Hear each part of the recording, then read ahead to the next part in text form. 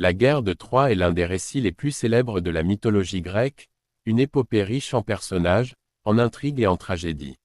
Bien que ses origines se trouvent dans les poèmes épiques d'Homère, L'Iliade et Odyssée, ainsi que dans d'autres récits postérieurs comme ceux des épigones, elle incarne une mosaïque de mythes et de légendes qui se sont entrelacés au fil des siècles.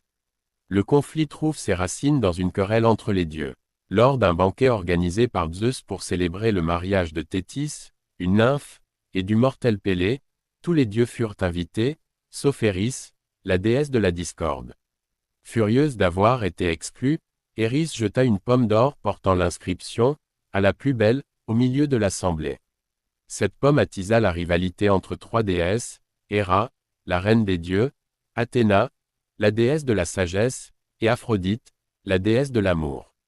Pour résoudre la dispute, Zeus désigna Paris, un prince troyen connu pour sa beauté, comme arbitre. Les trois déesses lui offrirent des cadeaux pour influencer son jugement, Héra lui promit le pouvoir, Athéna la sagesse et la gloire militaire, et Aphrodite l'amour de la plus belle femme du monde. Séduit par l'offre d'Aphrodite, Paris lui remit la pomme, ce qui déclencha l'inimitié d'Héra et d'Athéna envers Troie. L'accomplissement de la promesse d'Aphrodite fut l'enlèvement d'Hélène, la femme de Ménélas, roi de Sparte. Hélène, considérée comme la plus belle des mortelles, était mariée à Ménélas, mais Aphrodite fit naître en elle un amour irrésistible pour Paris. Certaines versions du mythe disent qu'Hélène suivit Paris volontairement, tandis que d'autres affirment qu'elle fut enlevée. Quoi qu'il en soit, cet acte fut perçu comme une insulte majeure par Ménélas et son frère Agamemnon, roi de Mycène. Pour récupérer Hélène et laver l'honneur de Ménélas, Agamemnon rassembla les chefs grecs, formant une coalition connue sous le nom d'Achéens. Cette alliance incluait des héros légendaires tels qu'Ulysse, le roi d'Ithaque, Achille, le plus grand des guerriers grecs, Ajax, Diomède et Nestor.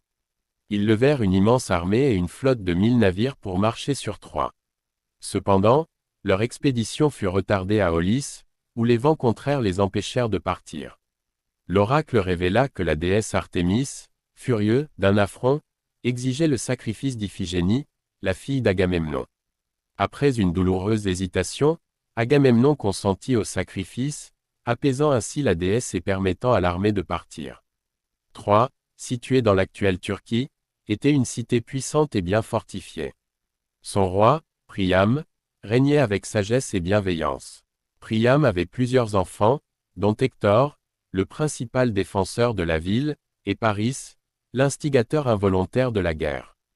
Hector était un héros courageux et honorable, souvent présenté comme le contraire d'Achille, plus impulsif et colérique. La reine Hécube, épouse de Priam, joua également un rôle central dans les tragédies qui s'abattirent sur la ville. La guerre de Troie dura 10 ans, un siège interminable marqué par des batailles épiques et des alliances divines. Les dieux prirent activement part au conflit, certains soutenant les Grecs, comme Athéna, Héra et Poséidon, tandis que d'autres appuyaient les Troyens, comme Aphrodite, Apollon et Arès. Ce conflit divin reflétait les rivalités terrestres, amplifiant la tragédie humaine. Les premières années furent marquées par des escarmouches et des duels. Paris, bien qu'instrumental dans le déclenchement de la guerre, fut souvent dépeint comme un guerrier médiocre, ce qui accrut la charge pesant sur Hector. Achille, quant à lui, devint rapidement le fer de lance des Achéens, semant la terreur parmi les Troyens. Un événement clé fut la querelle entre Achille et Agamemnon. Ce dernier, ayant pris la jeune Briséis, une captive qu'Achille considérait comme un prix de guerre légitime, provoqua la colère du héros. Outragé, Achille refusa de combattre, privant les Grecs de leurs meilleurs guerriers. Pendant son absence, les Troyens, menés par Hector, repoussèrent les Grecs jusqu'à leur navire. Patrocle, l'ami intime d'Achille, tenta de rallier les Grecs en prenant les armes de son compagnon. Cependant, il fut tué par Hector, un acte qui raviva la rage d'Achille. Ce dernier, fou de douleur et de colère, reprit les armes, tuant Hector dans un duel épique. Achille traîna le corps de son ennemi derrière son char, un acte de barbarie qui outragea les dieux. Malgré sa force surhumaine, Achille n'était pas invincible. Une prophétie annonçait sa mort, et elle se réalisa lorsque Paris, aidé par Apollon, tira une flèche qui atteignit le talon d'Achille, son unique point faible. La guerre se conclut par l'une des ruses les plus célèbres de l'histoire, le cheval de Troie. Ulysse, connu pour son intelligence, suggéra de construire un immense cheval en bois, censé être une offrande aux dieux. Les Grecs feignirent de lever le siège et laissèrent le cheval devant les portes de Troie. Les Troyens, croyant à une victoire divine, firent entrer le cheval dans la cité. Pendant la nuit, les guerriers grecs cachés à l'intérieur ouvrirent les portes, permettant à leur armée de s'engouffrer et de mettre la ville à sac. Priam fut tué, Hector était déjà mort, et les femmes troyennes, comme Andromaque, épouse d'Hector, et Cassandre, furent réduites en esclavage. Hélène, elle, fut ramenée à Sparte par Ménélas.